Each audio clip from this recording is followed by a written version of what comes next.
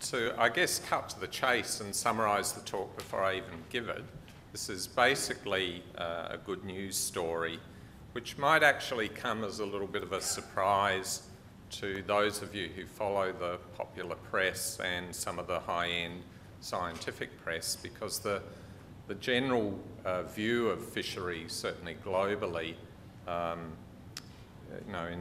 the last 5 years or so, has been pretty negative. We've been told that there won't be any fish left by 2048, that we'll all be eating jellyfish hamburgers and things like that.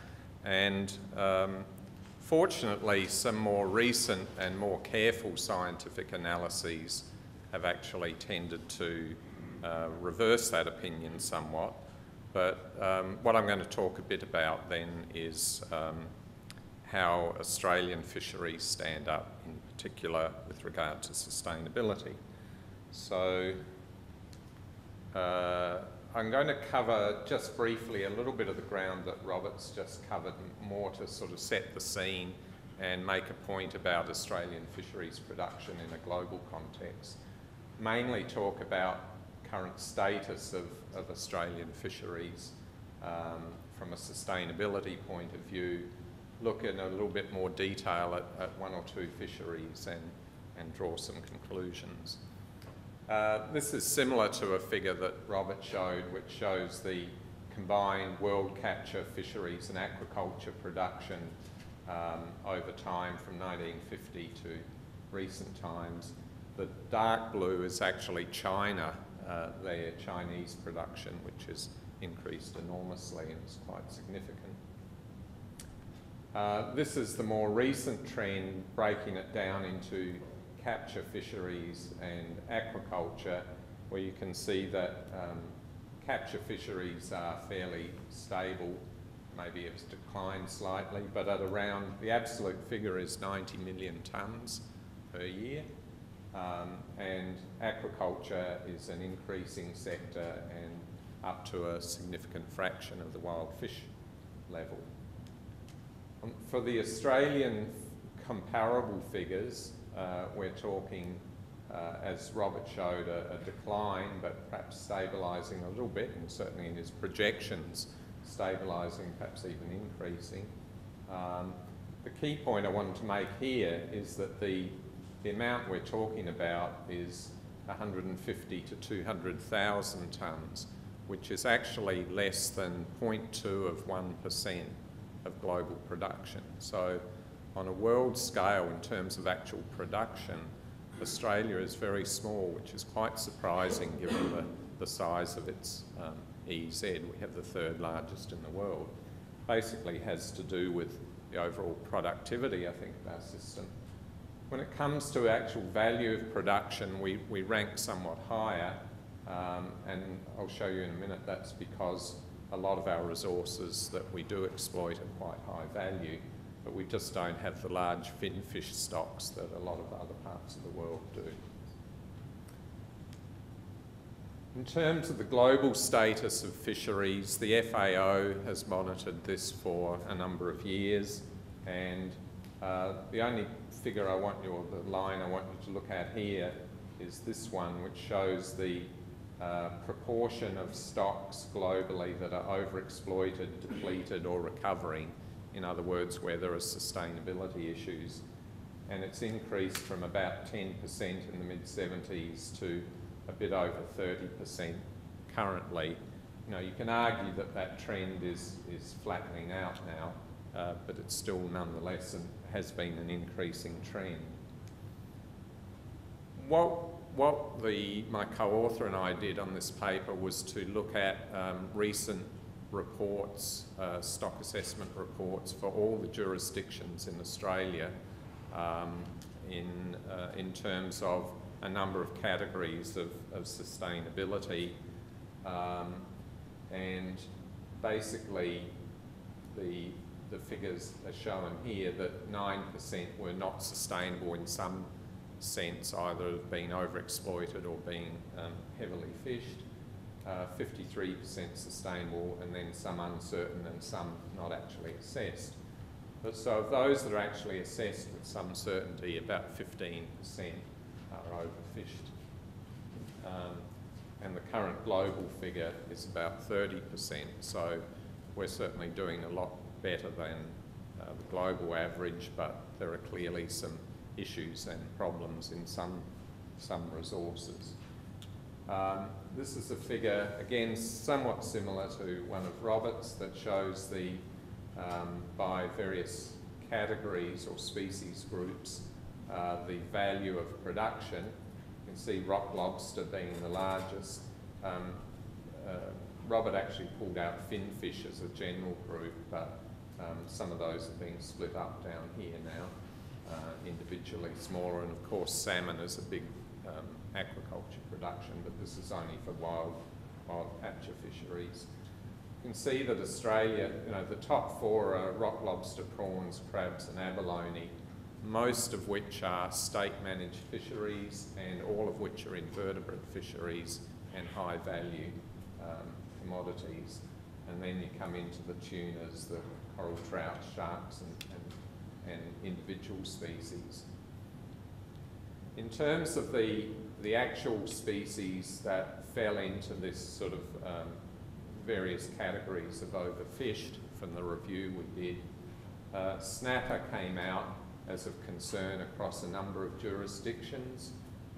Sharks in both Western Australia and Commonwealth fisheries, prawns in New South Wales and at least one area in South Australia, tunas at the, and particularly southern bluefin tuna at the Commonwealth level, crabs in Tasmania, rock lobster in South Australia, and then there are also a number of EPBC listed conservation dependent species, all of which are currently Commonwealth managed fisheries.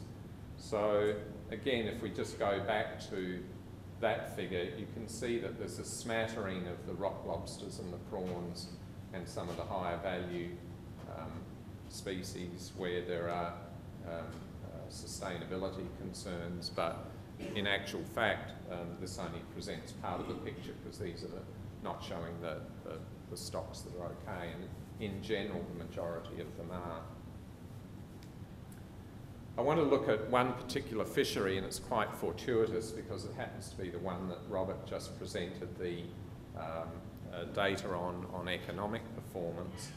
And this is some work that we did with Ray Hilborn, who's a professor at University of Washington and was visiting us last year.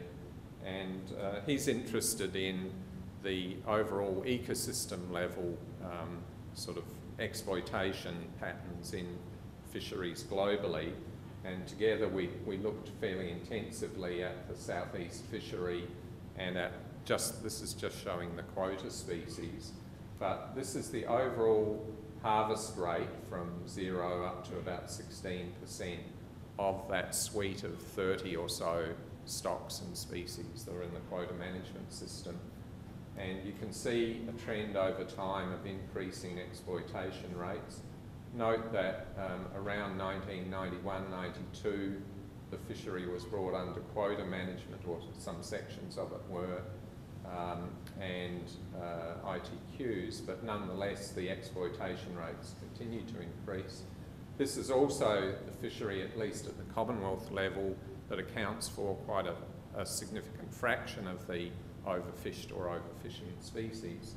But the good news story is that around 2004-2005, that overall trend of increasing exploitation rate has been reversed, and reversed quite quickly.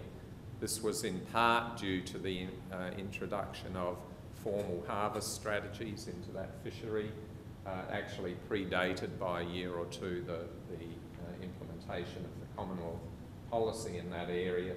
But you can certainly see the beneficial effects in terms of exploitation rates. The number of species that are identified as subject to overfishing has dramatically declined, and Robert's already shown us that there are some positive economic outcomes from that change in fortune. Just dwelling very briefly on, fisheries management has expanded in scope. It's not just about the target species and the status of those resources. Ecosystem-based fisheries management has been a major policy focus in Australia for at least a decade. And again, there was a major paper in the journal Science in 2009 that showed a big turnaround in a number of particularly developed countries, but including Australia, in terms of the ecosystem level performance of those fisheries.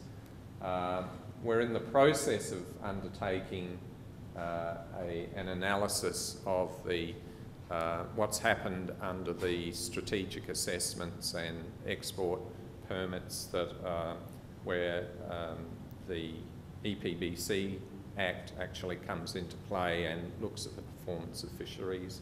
I'm sorry that we haven't actually completed that for this talk, but I think it will show that a number of issues have been identified and dealt with. There are still some ongoing issues to be dealt with, but in general that will be a positive story too. The level of ESD reporting, there's been a major effort underpinned by FRDC to come up with a national reporting system, which again has shown